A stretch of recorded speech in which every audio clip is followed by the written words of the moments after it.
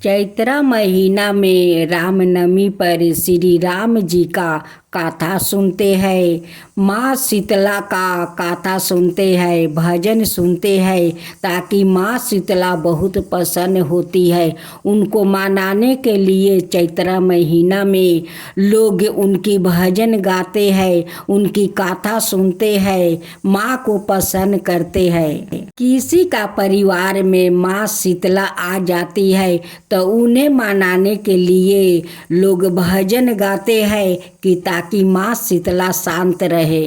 और रामनवमी पर श्री राम पुरुषोत्तम भगवान का भी कथा लोग सुनते हैं। श्री राम का वनवास के बाद महाराज दशरथ उनके वियोग में अपना प्राण त्याग दिया।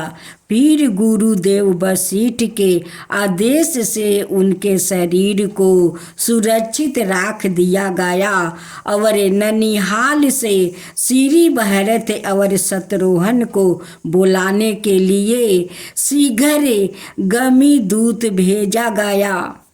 श्री भरत जी का ननिहाल से लौटने के बाद कैकेयी ने उन्हें प्रेम पूर्वक हृदय से लगाया और उसने अपने पिता, भाई और माता की कुशल पूछी। महाराज दशरथ को कैकेयी के महल में ना देखकर भरत जी ने कहा, माँ तुम यहाँ अकेली बैठी हो, तुम्हारे बिना तो पिताजी एकांत में कभी नहीं रहते थे। भैया श्री राम भी नहीं दिखाई दे रहे हैं, कारण क्या है? उन्हें ना देखकर मुझे अत्यंत भय और दुख हो रहा है। कैकेयी ने कहा, पुत्रा तुम्हारे लिए भय और चिंता की कोई बात नहीं है। मैंने महाराज से पूरा वर के अनुसार तुम्हारे लिए राज्य और श्री राम के लिए 14 वर्ष का वनवास मांग लिया है। श्री राम के वनवास से दुखी होकर तुम्हारे पिता को मृत्यु प्राप्त हुआ है। कैकेयी के इस कीर्तय को सुनकर श्री भरत शोक समुद्र में डूब गया। उन्होंने कैकेयी से कहा, अरे पापनी, तू बात करने योग्य नहीं है। तू अपने पति की हत्या करने वाली हत्यारनी है और तेरे गर्भ से जन्म लेने के कारण इस महापाप का मैं भी भागीदार हूँ। मैं तेरा मुंह भी नहीं देखना चाहता हूँ। अत तू मेरे सामने से तत्काल हट जा। कैकेयी के कीर्तय की निंदा करने के बाद श्री भरत माता कौशल्या के पास गया। उन्होंने नाना प्रकार से संतापना दिया।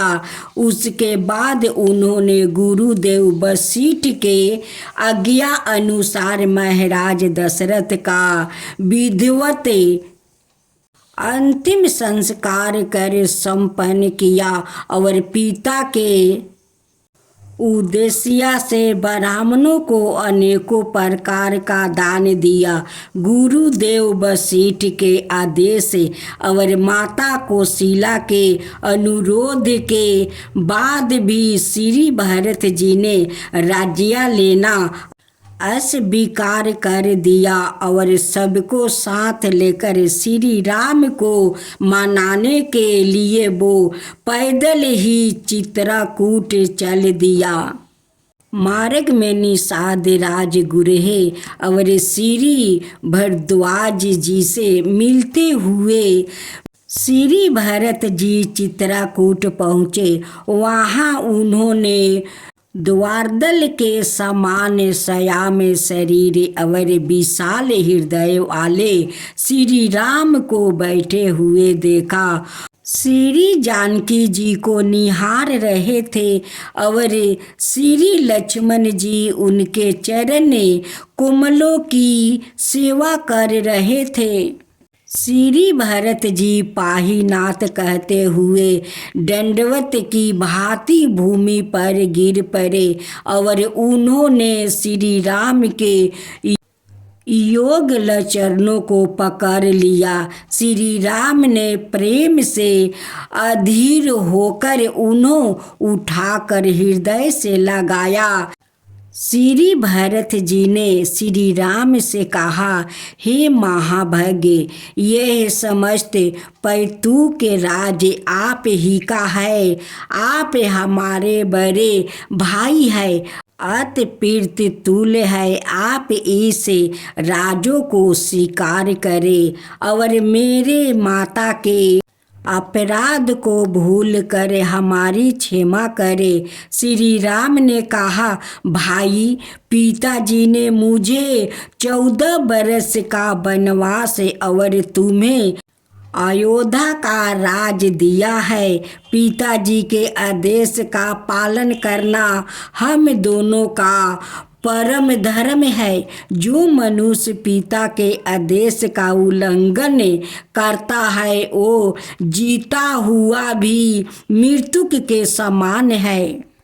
अत तुम अयोध्या का पालन करो और मैं दंडकारण्य में निवास करूँगा और वनवास से लौटने के बाद जैसा तुम चाहोगे वैसा करूँगा। इस तरह नाना भांति से समझा कर श्री राम ने अपनी चरण पतुकाए खराऊं श्री भरत जी को सौंप दिया। श्री भरत जी अयोध्या लौट आए और उन पतुकाओं को सिंहासन पर स्थापित करे नंदीग्राम में तपस्वी जीवन व्यतीत करते हुए अयोध्या का शासन करने लगे। जब भगवान श्री राम पंचवटी में निवास कर रहे थे तब एक दिन इच्छा अनुसार रूप धारण करने वाली रावण की बहिन सुपनेखा सुंदर स्वरूप में श्री राम के निकट गई। उसने श्री राम के दिव्य स्वरूप पर मोहित होकर उनसे कहा, हे कमल नयन, तुम किसके पुत्रा हो और तुम्हारा क्या नाम है? इस आश्रम में जाटा वल्कल धारण कर क्यों रहते हो? यहाँ रह कर तुम क्या प्राप्त करना चाहते हो? मुझे बताओ। मैं राक्षस राज महात्मा रावण की बहन हूँ, काम रूपनी सुपनेखा हूँ। इस संसार में तुम्हारे समान सुंदर पुरुष और मेरे समान सुंदर स्त्री कोई भी नहीं है। आज हमारा और तुम्हारा संयोग ब्रह्मा के विधान से हुआ है। मैं अपने भाई खर के साथ इसी वन में रहती हूँ। रावण ने मुझे इस संपूर्ण वन का अधिकार सौंप दिया है। मैं तुम्हारे विषय में जानना चाहती हूँ, अत तुम मुझे अपना परिचय दो। भगवान श्री राम ने उनसे कहा, मैं अयोध्यापति महाराज दशरथ पुत्र हूँ। मेरा नाम राम है। यह सुंदरी मेरी स्त्री जानकी जननी सीता है और यह सुंदर कुमार मेरा छोटा भाई लक्ष्मण है। हे सुंदरी, बताओ मैं तुम्हारा कौन सा कार्य करूं? श्री राम का वचन सुनकर सुपनेखा बोली, राम, आज तक मैं अब विवाहित हूँ, क्योंकि संसार में मेरे अनुरूप कोई पुरुष मिला ही नहीं जिसे मैं विवाह कर सकूं।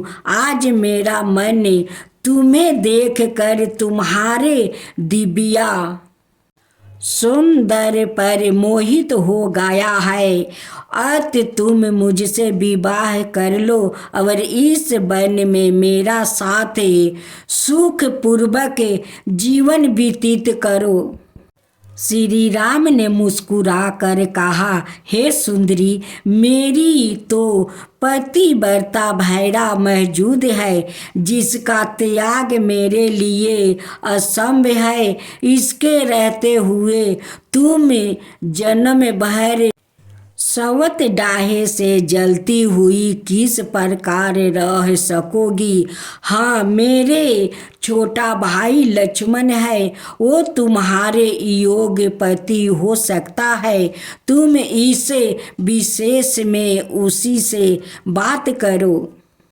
फिर सुपनेखा लक्ष्मण के पास गई और बोली, हे लक्ष्मण, अपने भाई के आज्ञा अनुसार तुम मेरे पति हो जाओ। आज हम और तुम परस्पर संग मन करे, विलंब मत करो। सुपनेखा के कथा अनुसार श्री लक्ष्मण ने कहा, हे साध्वी, मैं तो भगवान श्री राम का दास हूँ। मुझे अपना पति बनाने से तुम्हें भी उनकी दासी बनना पड़ेगा। तुम्हारे लिए इससे बड़ी दुख की बात भला और क्या होगी। तुम उन्हीं के पास जाओ, वो महाराज है और सबके स्वामी है और सब कुछ करने में समर्थ है। यह सुनकर सुपनेखा विशेष क्रोधित हो गई। वो श्री राम से बोली, राम, तुम बड़े ही चतुर चालाक हो। मुझे इधर उधर घुमा कर मेरे शुद्ध मनोरथ का तुम उपवास कर रहे हो। शायद तुम्हें मेरी असीम शक्ति का ज्ञान नहीं है। मैं अभी तुम्हारे सामने ही तुम्हारी स्त्री सीता को खा जाती हूँ। ऐसा कह कर वो भयंकर रूप धारण करके सीता को खाने के लिए दौड़ी। भगवान श्री राम ने लक्ष्मण को उसे दंडित करने का संकेत किया। भगवान के संकेत करने पर श्री लक्ष्मण उठे और शीघ्रता से सुपनेखा के सामने आ गए और बड़ी फुर्ती से अपनी तलवार निकाल कर उन्होंने उनके नाक के कान काट डाले। वो पीड़ा से घोर शब्द करती हुई रक्त से लथपथ हो गई और विलाप करती हुई खर दूषण के पास गई। सुपनेखा विलाप करती हुई खेर का चरणों में जाकर गिर पड़ी। उसने खेर से कहा, भाई, तुम्हारे बल और पराक्रम को धिक्कारा है। आज तुम्हारे ही राज्य में मनुष्य जैसे निरीह प्राणी निर्भय होकर तुम्हारी बहन की दुर्दशा करने का दुस्साहस कर रहा है। उसकी विचित्र दशा देख कर खैर ने कहा, सुपनेखा, क्या बात है? मृत्युक मुख में जाने वाले किस दुष्ट ने तुम्हारी यह दशा की है? तू सही बतलाओ।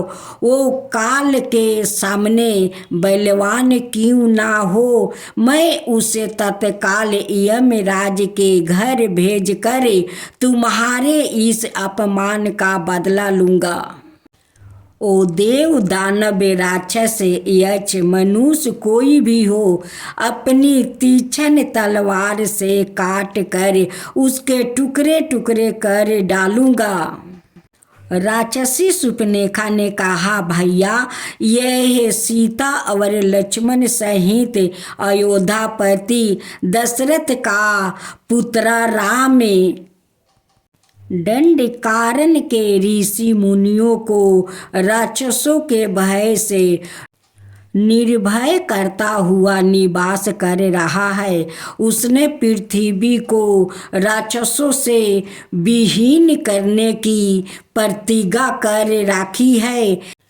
उसी की प्रेरणा से उसके भाई लक्ष्मण ने मेरी नाक कान काट कर यह दुर्दशा की है। यदि तुम में अपने पुरुषोत्तम जरा भी अभिमान है तो तुम उन्हें दोनों राक्षस शत्रुओं का तत्काल मार डालो। मैं उन दोनों का रक्त पीऊंगी, नहीं तो अपना शरीर त्याग कर यमलोक का चली जाऊंगी। सुपनेखा का कथन सुनकर और उसकी दुर्दशा देखकर खर अत्यंत क्रोधित हुआ और उसने तत्काल युद्ध के लिए प्रस्थान कर दिया। उसके साथ 14 सहस्त्रों राक्षसों की विशाल सेना थी। खैर दुर्सन और त्रिशिरा सभी नाना प्रकार के दिव्य शास्त्रों से सुसज्जित थे। सब एक से एक महान पराक्रमी थे। राक्षसों को कलहाल सुनकर श्री राम ने लक्ष्मण से कहा, लक्ष्मण देखो, राक्षसों को कलहाल सुनाई पड़ रहा है। निश्चित ही राक्षसों की विशाल सेना आ रही है। आज मेरे साथ उनका भयंकर युद्ध होगा। अतः महाबली, तुम सीता को लेकर पर्वत की किसी कंदराए में चले जाओ। आज मैं इन समस्त राक्षसों का एक साथ वध करना चाहता हूँ। उसके बाद लक्ष्मण जी जो आज्ञा कहकर और सीता जी को साथ लेकर पर्वत की एक कंदराए में चले गए। फिर श्री रामचंद्र जी धनुष और 2 अच्छिया बाण वाले तरक से बांध कर युद्ध के लिए तैयार हो गए। उसी समय राक्षसों की सेना श्री राम के ऊपर नाना प्रकार का अस्त्र शस्त्र की वर्षा करने लगी। श्री राम ने अत्यंत लघवा से उनके समस्त अस्त्र शस्त्र को काट डाला।